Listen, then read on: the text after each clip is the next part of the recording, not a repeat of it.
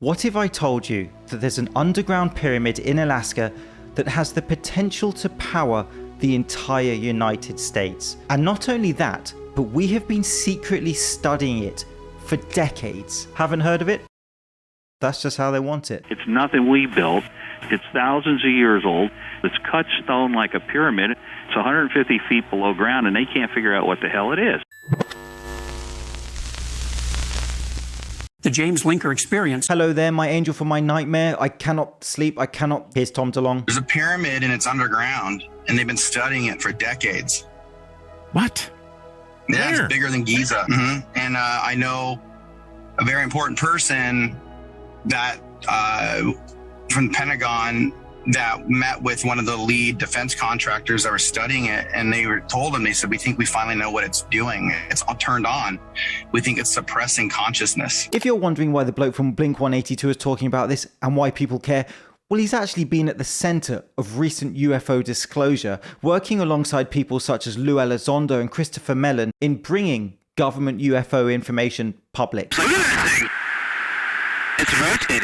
And they've been underground studying it forever. This story begins with a man called Doug Mutchler in 1989. Doug was a counterintelligence officer based at Fort Richardson in Alaska. He chose to be stationed in Alaska, as you do. Doug had a fascination with the place. And on deployment, he immediately got hold of maps of Alaska. Nerd. But something was strange. He found that one map had an anomaly. And I got to one of them that was on the western portion of the state, and it was whited out. There was a whole section about the size of a Christmas card, and it said, this area not surveyed as of this date. And the first thing I thought was, that's ridiculous. There was an area of a highly detailed map of Alaska just completely whited out. And his curiosity peaked a few years later when he was relaxing in the communal area with his military colleagues when the local evening news came on. And they started talking about this Chinese detonation of an underground nuclear bomb that was set off earlier that year. May 22nd, 1992.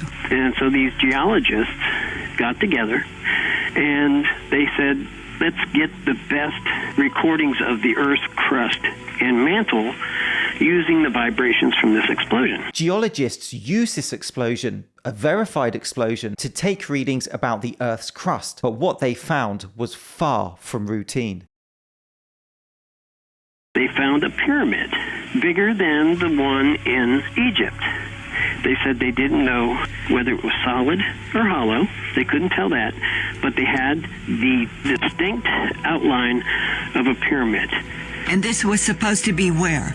That whited out area, the area that showed on the TV, were south of Mount McKinley. I could see it just right where the whiteout area was.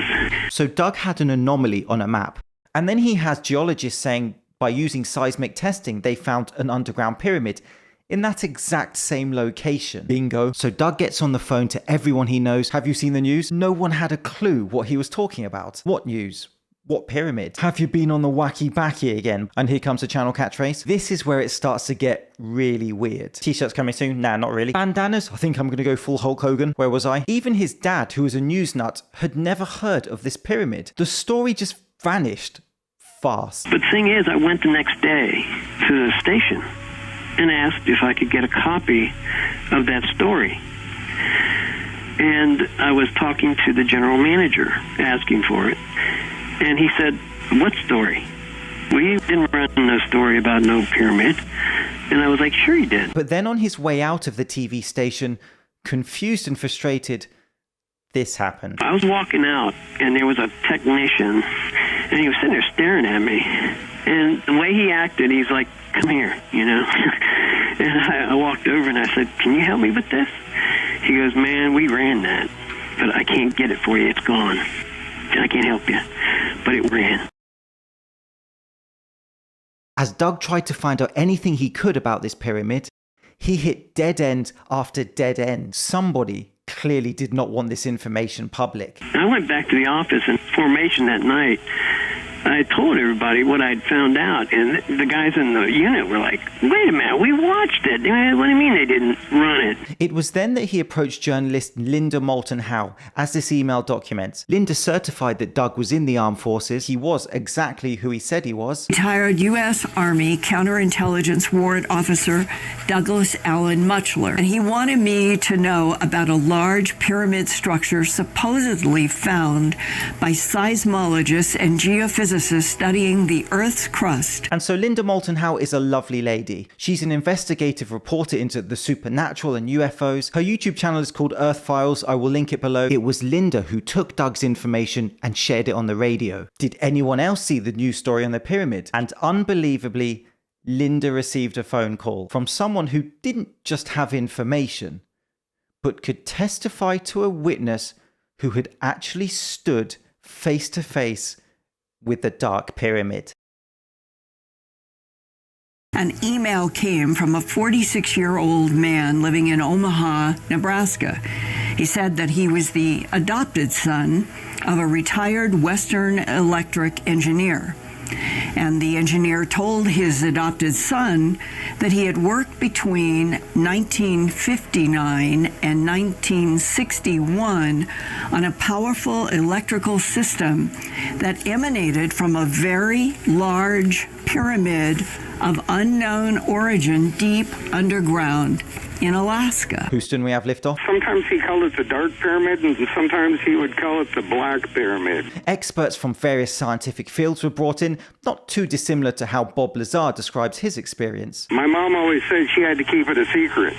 What he did. Yeah, she told everybody that he was overseas. The man was flown to Unalakleet, where he was put on a bus with blacked out windows and driven for hours. Now, luckily, he had a compass around his neck, so he knew the direction he was going in. And using the amount of time in the bus, he could fairly accurately tell where he was. Yep, the exact area that Doug Muchler says was blanked out on the map. And they had about a 4-week period where they went through orientation, and then he started working on this project. They were led down elevator shafts 700 foot underground. When the elevator opened, a rudimentary concrete research facility with bunks and control room awaited him, and as they walked through the facility, there stood a gigantic black pyramid. Can you imagine how it must feel to see an alien pyramid with your own eyes? Is not a sentence I ever thought I'd say on YouTube. He said that the corners of the structures faced northeast, southeast, southwest, and northwest. This pyramid was producing energy. He knew it was pyramidal shaped, and he didn't know if there was an interior to it or if it was made out of stone or whatever. All he knew was that they were using the angles of it to distribute energy. Here's a question. What would the consequences be to the world economy and to our nature of reality if we had a structure that could produce free energy? As if they would ever let that happen. In your email, you said, quote, in his later years, he would always complain when receiving his electric bill that it would be free if we knew the truth. Yeah. And this wasn't a small pyramid. It made the pyramid at Giza look like a Lego set. Completed it, mate? Could have been constructed by something from outer space. He says that it was technology that was completely unknown at the time, and he didn't know where the technology came from. That he was working on technology of a completely unknown source. Absolutely. And this is really where we are left with this mystery. Intriguing second-hand information, but again, no solid evidence. The idea of pyramids being energy reactors is not without validity. We can look to Nikola Tesla's ideas and the Great Pyramid of Giza, something I'll touch on in another video. If the Dark Pyramid does not exist, it's just another fanciful but entertaining tale. But if there is a non-human pyramid under lock and key buried in Alaska, then the consequences of that would be reality shattering.